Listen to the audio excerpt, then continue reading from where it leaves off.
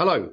An estimated 50 million people were living in modern slavery on any given day in 2021, which was an increase on 10 million since 2016.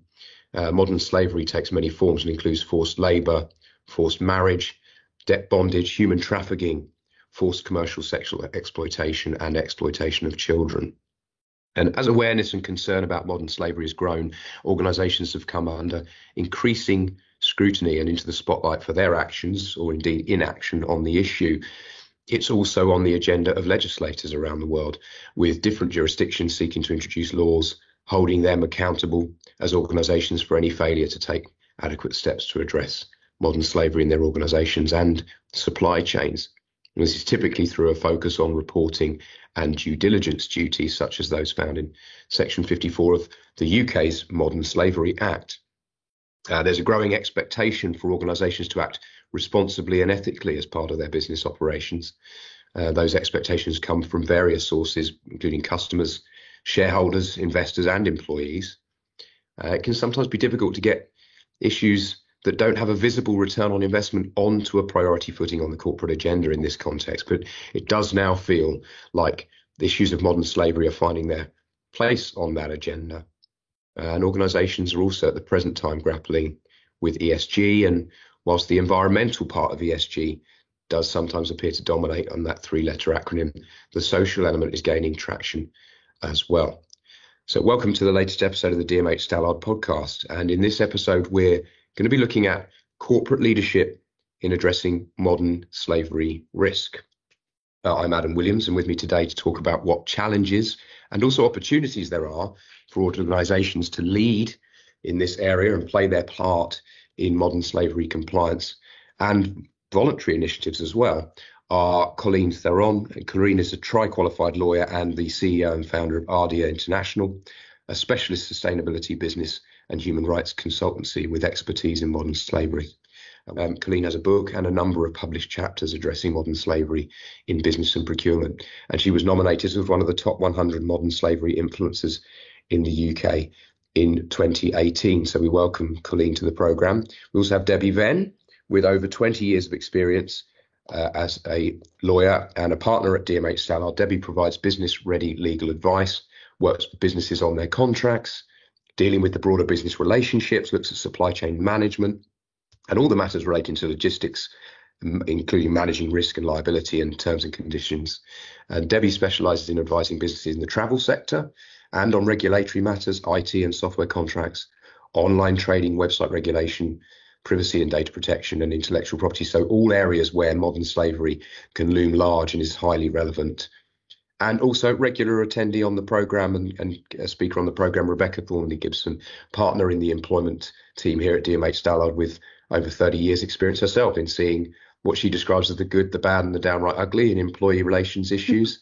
And in this context, Rebecca's got significant experience advising organisations in sectors that have a particular exposure to modern slavery risk. And she's developed something of a specialism in this area for providing support on the HR/labour law implications. So it's great to have all three of you on the show today. Welcome. Good to have you here. Kicking off with a broader view question, really, to start our chat around the issues of leadership and what organisations should be doing to lead and move forward to sort of what I'm thinking of as kind of their optimised position on managing modern slavery. We've got a pretty clear handle on the forms that modern slavery can take. Different forms of removing a person's freedom in order to exploit them for personal or financial gain. But it seems to me it's much trickier potentially to answer the question of, well, how can you tell where modern slavery is happening? What are the symptoms so that you can spot it and deal with it? Colleen, if I come to you first on that, what do you see in practice? And what has your experience taught you about how within an organisation leadership can or should seek to ensure the organisation and the people within it know what to look out for? Yeah, thank you, Adam. And it's a pleasure to be with Debbie and you and Rebecca this morning. So there are different indicators around identifying modern slavery, things like perhaps someone that is afraid of eye contact consistently, someone who might look slightly disheveled, someone who arrives or leaves a certain place of work being picked up by this and taken away by or in the same van every day. I think in my own experience, though, that's possibly the most profound indicator I've heard of and spoken of is, for many people who are enslaved, is an absence of normal. So if you think of us, we go to work, we have a chat over coffee, we have a banter over what did you do on the long weekend. That is normal. Many survivors of trafficking do not have that kind of normality.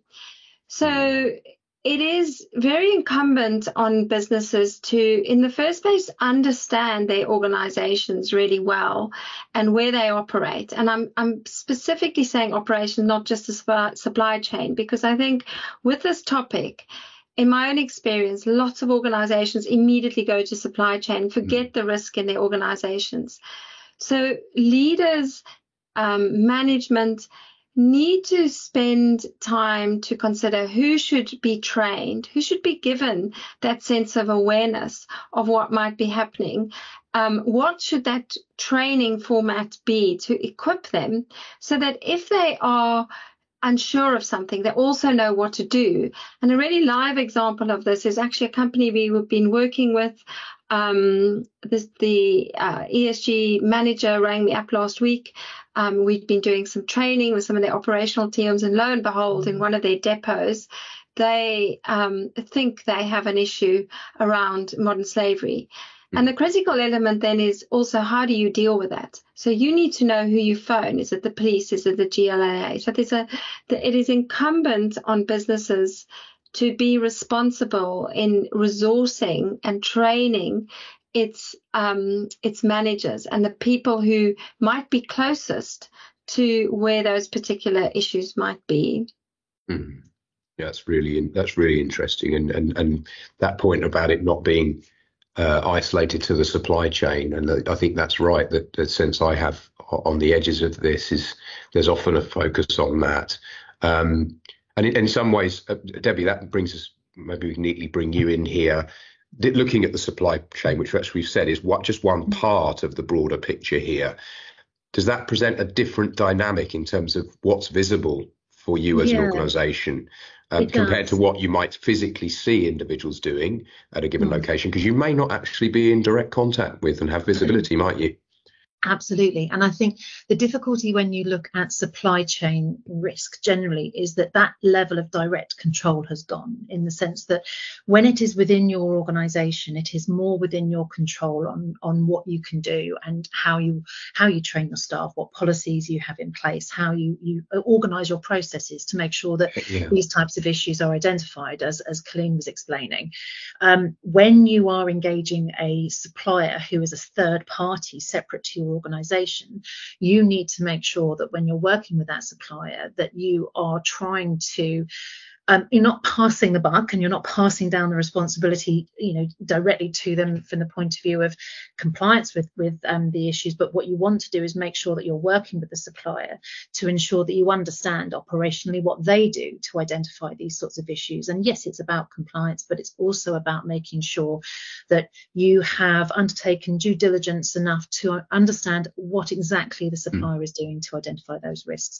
So, as part of what I would normally say your general supply due diligence. So in addition to your financial checks, are they financially viable? Do they have, relevant insurance? All of the general supply checks that you would do.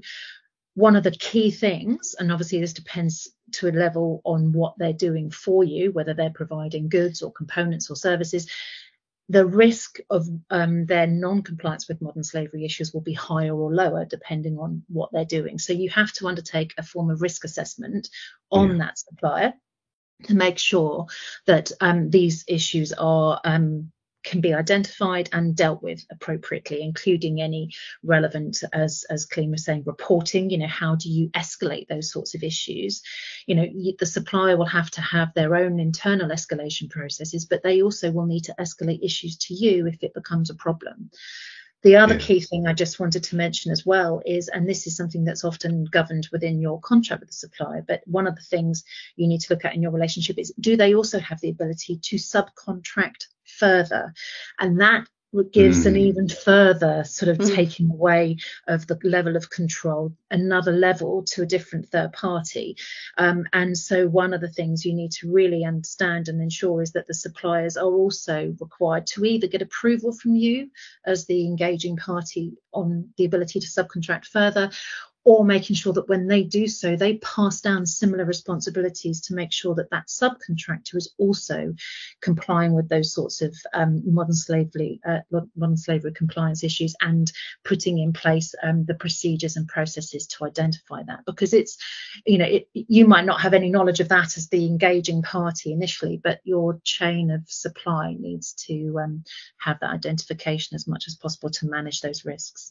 Yeah, I mean, that's really important, isn't it? Colleen, I'm guessing it's not uncommon, is it, for you to see fairly complex supply chains in this context when you're looking at that aspect of the picture where there is a supplier, a subcontractor below one supplier, and that perhaps that's an area where there's a greater risk that things are missed? Yeah, completely. I think that's the biggest challenge in this area, is that exactly what you're saying, that complexity in supply chain. And what Debbie was saying, the lack of control that you have. And actually what is very interesting is that for many organizations that we see is that they're not properly even engaging in that, ensuring that that first tier supplier, that they have the appropriate risk assessments, contracts, codes of conducts in place, and that they're monitoring those. So, if you're not even starting at the suppliers you have control over, you've got very little understanding of how you're going to go to the tiers beyond that. So, I think we can talk about this much longer, but I'm conscious we don't have lots of time. Yeah, that's right. We're scratching at the surface, but clearly there's a big aspect there, and a whole load of detail to be considered if you're listening to this as from the leadership perspective about what is our visibility. Are we looking in the right places and deeply enough, or requiring in the right way our first tier supply, for example, relationships? Are we confident they're doing the right things as well? How far are we going? But Debbie, I'm going to come back in a while to talk about suppliers in the sense of how that due diligence and what terms you might be looking to introduce, etc.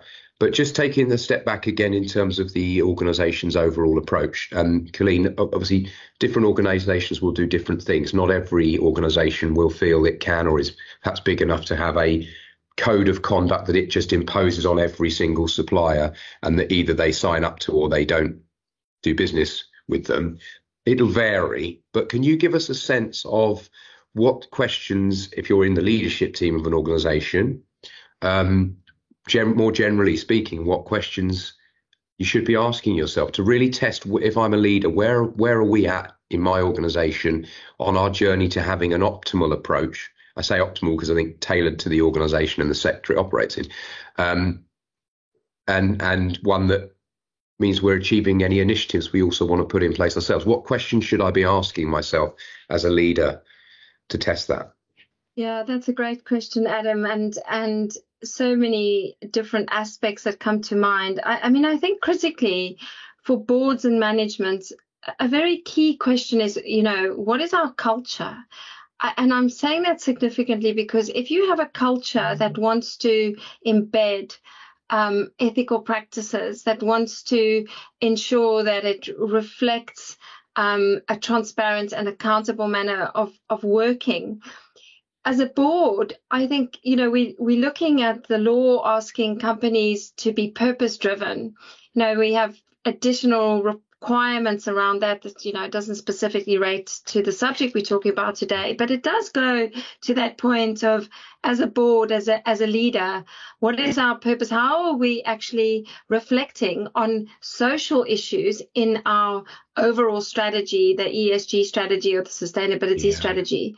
What importance are we placing on that? Do we understand our risks as a board? Do we have the skill set, whether that's a small business or a FTSE 100, do we have the skill set sitting in our ESG team and our executive board for people to understand what our risks are and how we might identify them. And the reason these things are really critical is that it's not just about, managing risk. That's a critical element, but it's resilience. It's how are you making your organization more resilient in today's operating world where you are increasingly going to stumble across these kind of issues in your organization supply chain if you're a particularly big organization. But also it goes to the heart of how much money are we prepared to put, how much resource is needed for us to be a resilient organization that addresses this appropriately. And I think that's a conversation that we're going to see more of, or should see more of, because you mentioned that it's in the beginning, is that so much money has been sunk into addressing climate change, environmental issues. The social side has not necessarily had that. And I'm going to also be interested to hear what Rebecca's view on this is, because, the HR, health and safety side of things, we often see more developed in a business. But this is an extension of that. And the resource piece is I think, going to be a really big challenge, because people are going to have ownership, responsibility, expertise to be able to address what the law is requiring, and also what customers and investors are beginning to ask in respect of how you're actually managing this as a risk. Yeah. Rebecca, I'll bring you in on that. You come at this from working with boards and management teams from broadly the people aspect, but do you see, has there been a changing trend around this issue of, does it affect the P&L enough? Is there a challenge to try and get leadership teams engaged about this? Isn't really, a P&L issue. It's not important enough in this area. I'm hoping you're going to say there's been a broadly improving picture on that. Hi, Adam. Hello. You would hope so. It comes down to, is an organisation about profit before people sometimes? It's hard for an organisation to say that they don't want to make a profit, but at what expense of the people strategies, and at what expense of labour organisation? And going back to Colleen's point about a corporate culture, a corporate culture that is highly driven on profit, that doesn't look at its culture, that has a toxic culture, that is a low pay organisation, that has a high turnover, is effectively a corporate enabler of modern slavery risk. Yeah. And it really needs to sort of look at itself through the lens of, are the practices that look okay from an efficient commercial practice, are they actually increasing labour exploitation risks? Because if you have a high turnover of staff, you're going to miss probably, a lot of the modern slavery risks that would be there if somebody was turning up, sort of for months at a time. Some of the indicators that Colleen mentioned at the beginning, that people start to notice this isn't normal type of behaviour. Yeah. So I do think that, there is economic factors will ebb and flow, and economic factors, as they ebb and flow, will probably dictate how companies should perhaps put their modern slavery strategies higher on the agenda.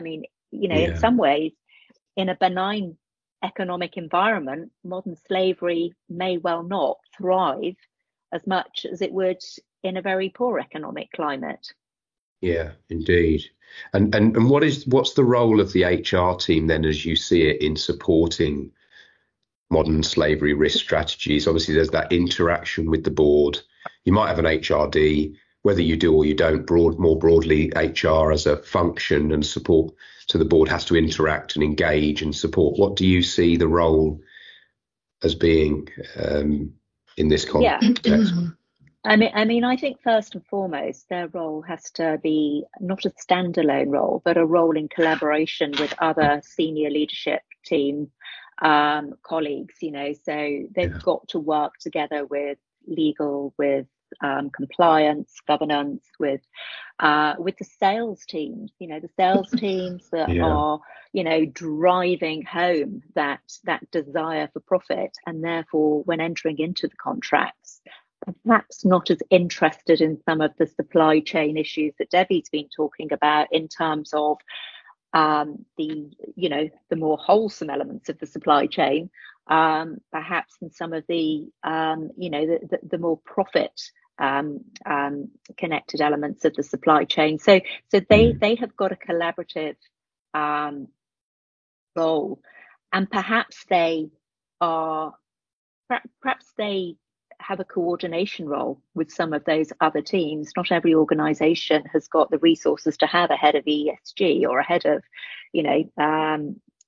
a head of governance. And I think HR sometimes can act in that coordination role, and probably have done to a certain extent when the modern slavery statement requirements, first came out. It was always seen that, well, that would default to HR, or it appeared to be that would often default to HR in terms of creating that statement, because that statement seemed to go alongside the whole sort of policy regime. So there we are, we've ticked the box, we've got the policy, we can put it in the staff handbook, we can put it on the website, job done. But I think we have developed, coming back to your question about have we developed, I think we have developed from that. And I think, a great example will be, HR looking at how they source their people, and making sure that when they're using recruitment agencies, when they're probably using that tier one supplier, they are making sure that they're using an agency that has ethical practices as well, and that can evidence those ethical practices. That's the aim anyway, whether whether organizations then carry that on and audit and review the practices, as opposed to just making sure in the commercial contracts the right words are there. That's the challenge. It's the review and the audit. That's a really good point. Do you mind if I step in a moment on that? Go, Debbie. Just picking up on that coordination between roles, you're absolutely spot on, Rebecca, in terms of joining up with, for example, the sales directors and the sales teams, because a lot of these sales teams will be the ones who are looking at tender documentation or RFQs. They are going to be the ones who are facing up to the customers and saying, yes, we can comply with your requirements. And, the customer, particularly if they're a big buyer, might very well say, well, we want to work with you. You seem like an ethical company, etc. Here's our supplier code of conduct, or here's our ways of working, which includes reference to, for example, to compliance with the Modern Slavery Act 2015. It sometimes is a blanket statement like that, but actually the sales team will often consider that almost like a tick box exercise. Yes, we can do that, we do that, we do that. But unless they're joined up with the rest of the organisation to be able to say, actually, yes, we do that. Modern slavery compliance is built into our processes and built into our policies. And yes, we comply with that ourselves, as well as through our own supply chain when we deliver our services to you. A lot of these contractual promises, for example, that you then go on as an organisation to give to customers, if you're giving that as a contractual promise, then if it goes wrong, you've obviously got breach of contract issues and stuff like that. So this is where keeping that sort of sales team dialogue and having that as a board issue, so it's part of the essence and the culture of the business is key, not just for the compliance with the law, but also when you're looking at how you're engaging and contracting with your customers.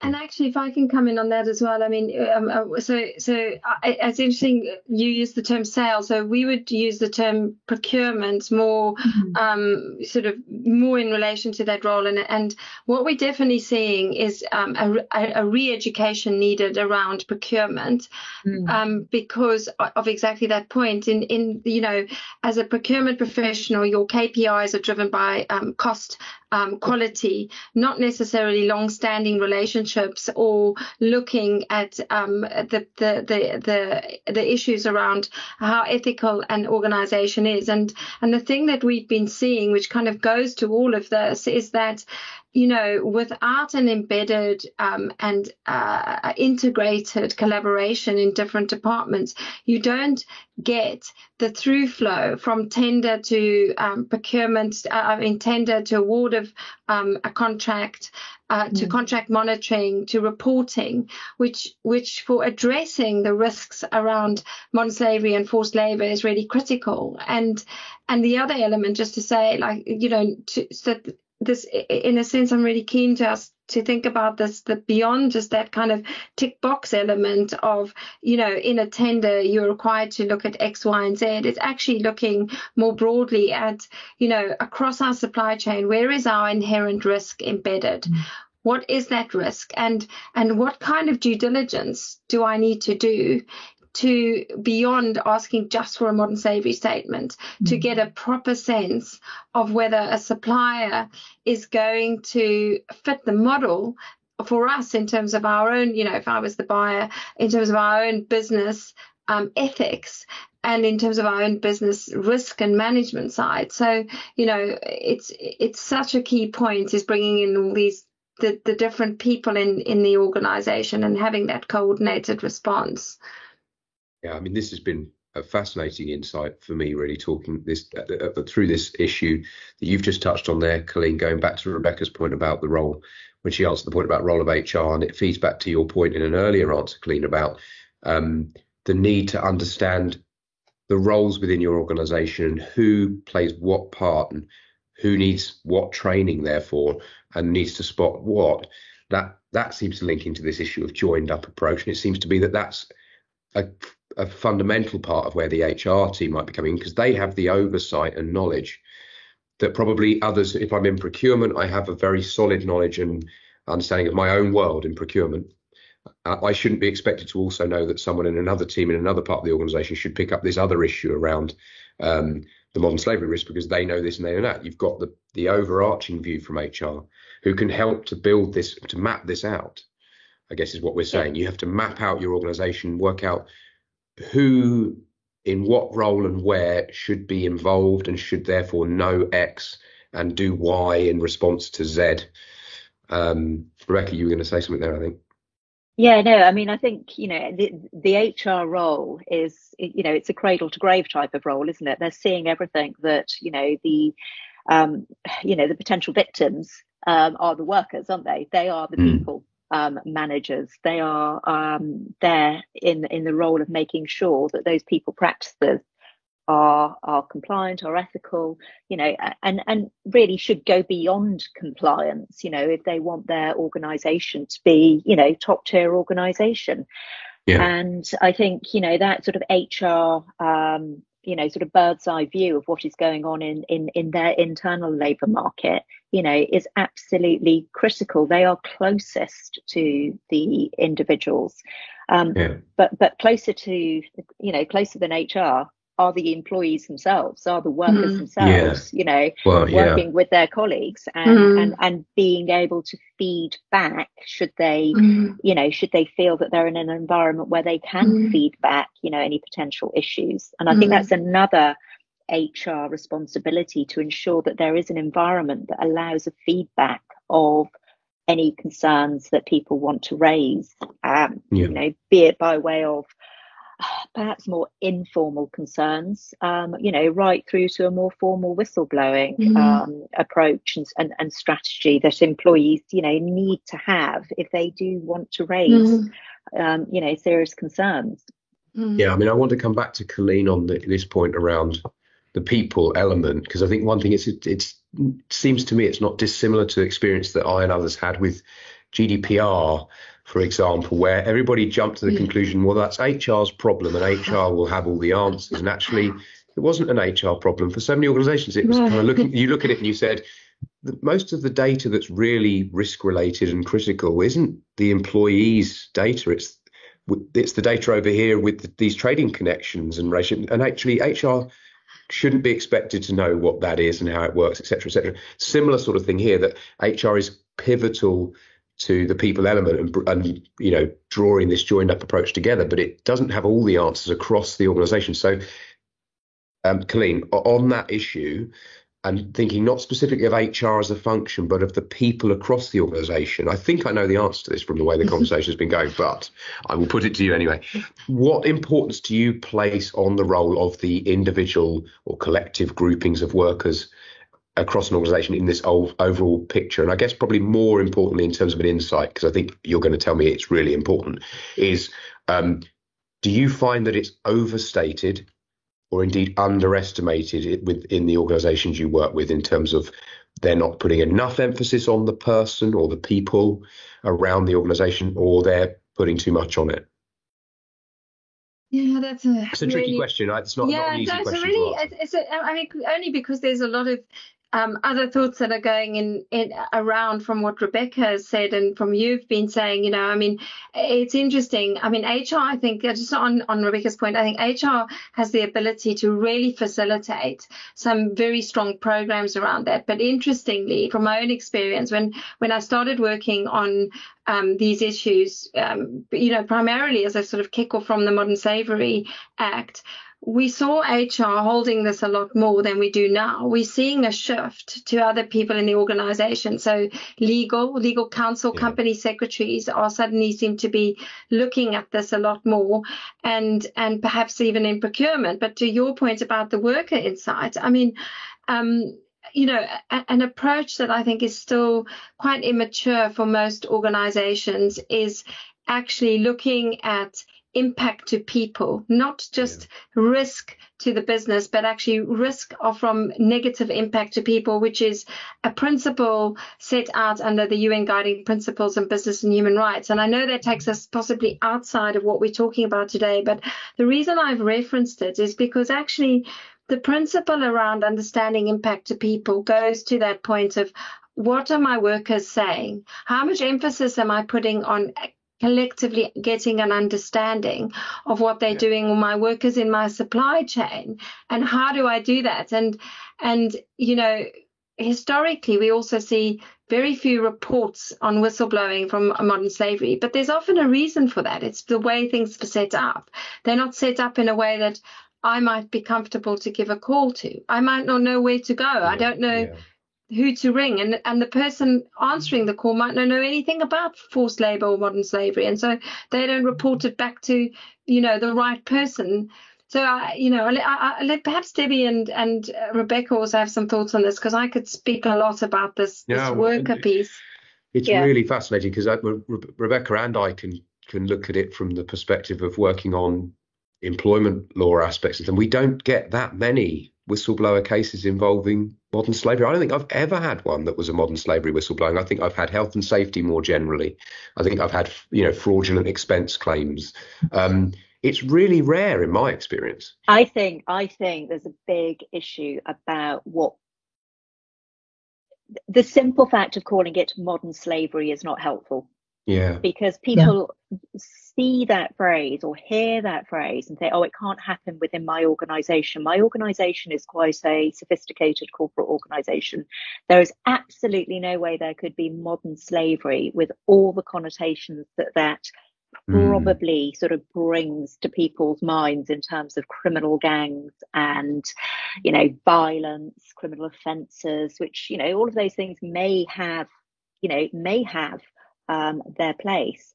But I think when you talk about labour exploitation and about not treating people the right way, it's perhaps easier for people to say, well, actually, is this labour exploitation? Give somebody a choice between, right, is it modern slavery or is it labour exploitation? Most people would have a greater understanding of labour exploitation, but all the training is about modern slavery. All the policies are headed modern slavery.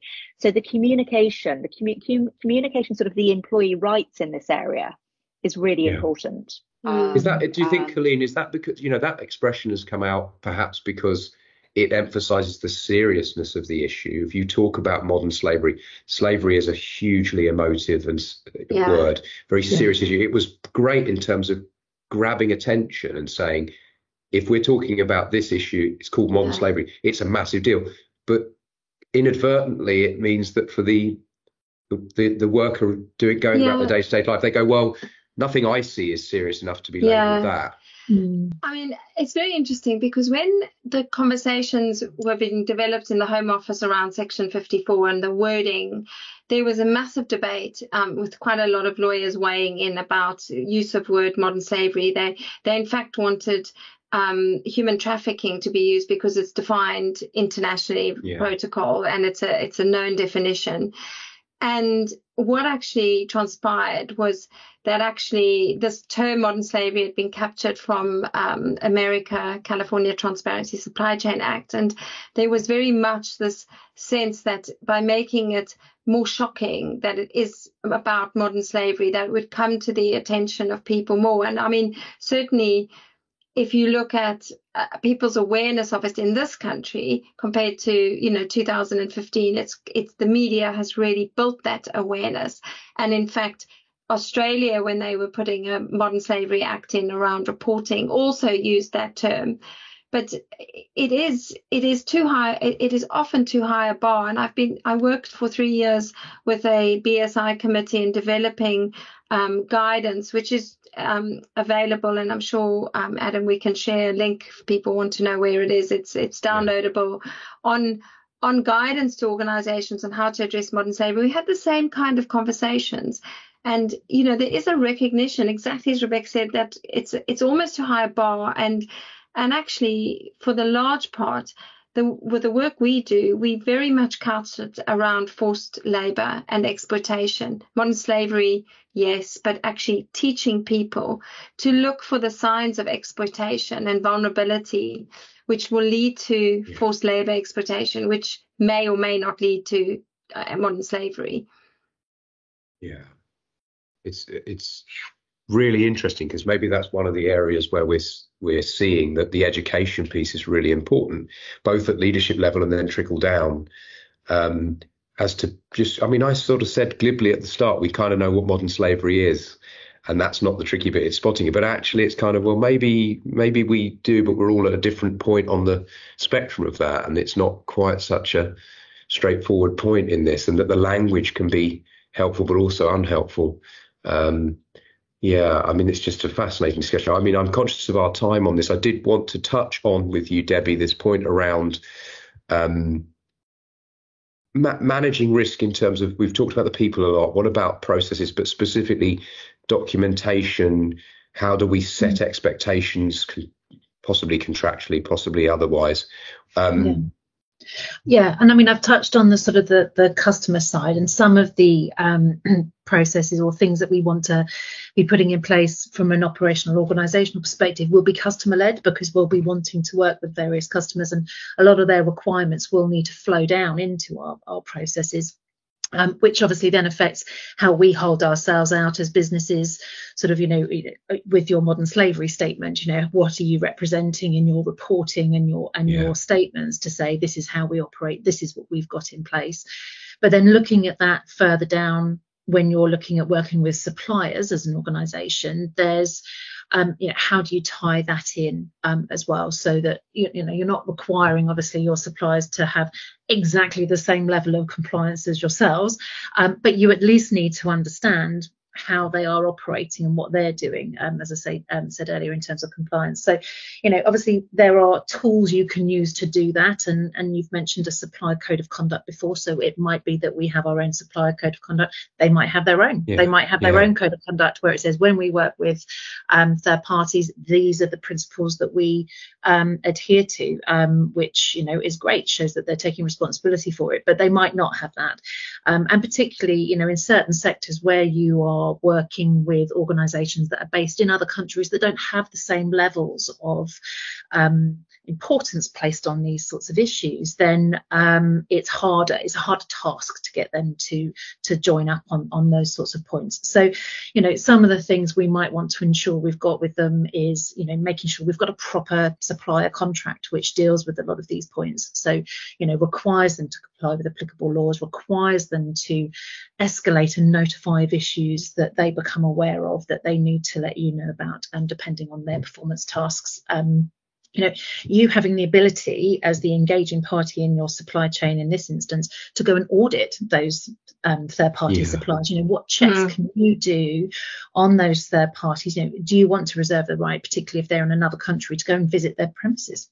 So that actually, if they're not identifying these issues and taking it seriously, you can. And if you spot these issues, you need to consider things like making sure you've got termination provisions in your contracts, so that if you spotted breach of modern slavery is a material breach, allowing you to terminate that contract, because you can't be seen to, or really don't want to be, engaging with suppliers who aren't taking this seriously and aren't complying with these laws.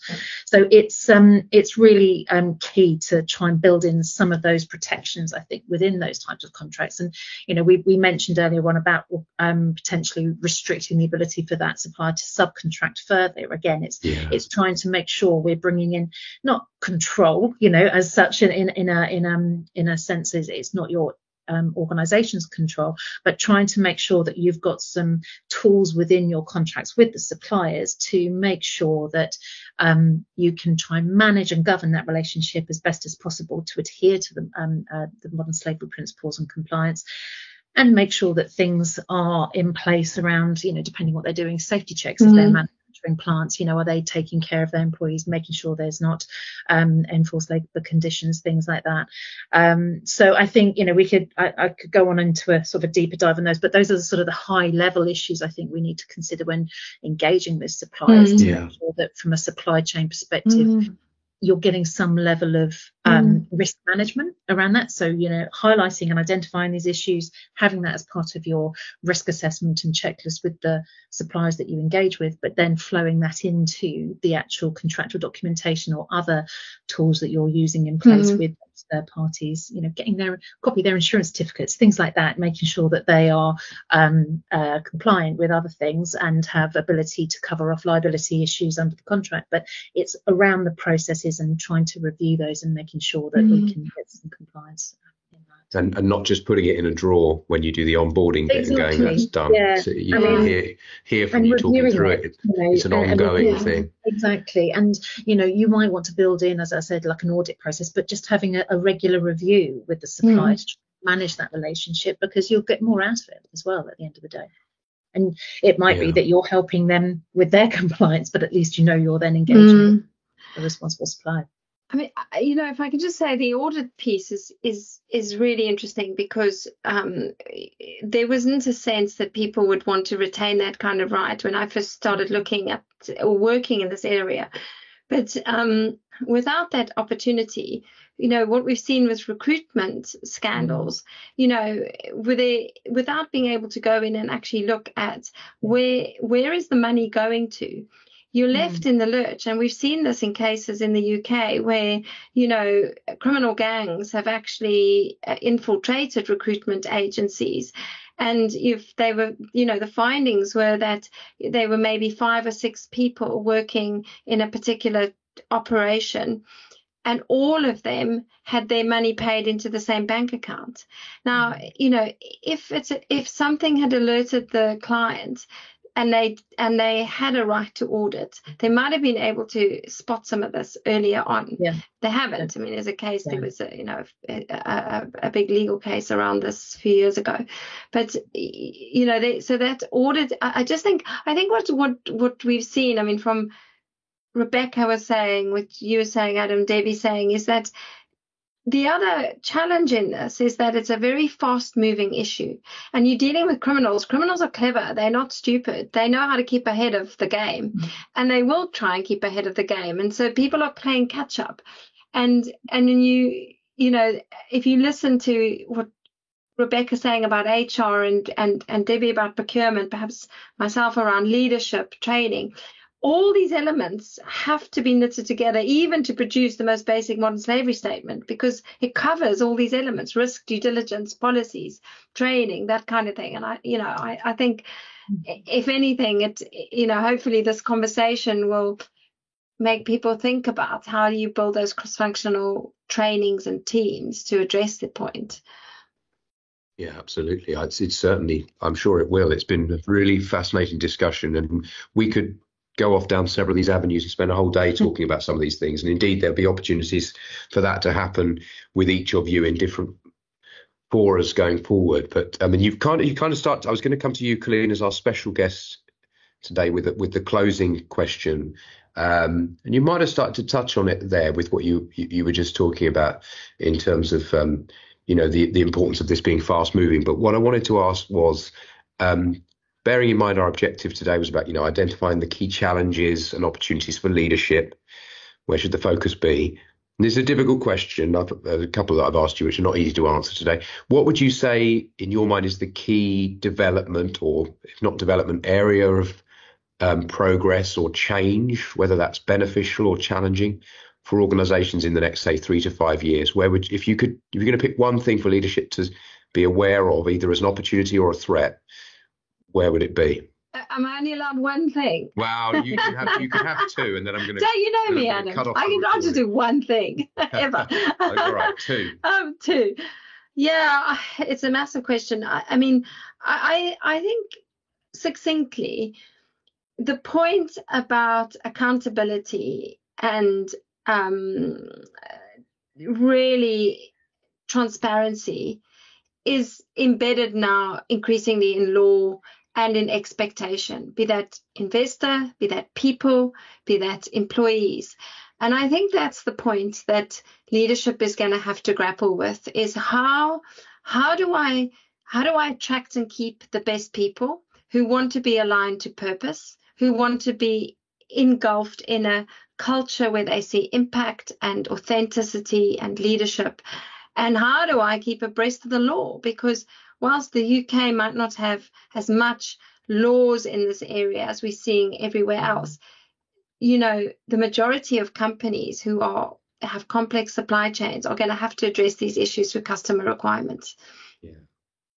Well, that's fantastic. You've summed it up in perfect succinctness there. So it's a people again, and it's also understanding how that interacts with the law.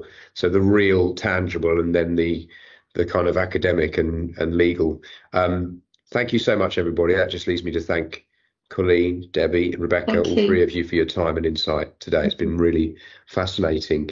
Listeners, do follow us via the DMH Stallard website or on LinkedIn. You can listen to us wherever you get your podcasts. And all that leaves me to say is I hope you enjoyed the programme.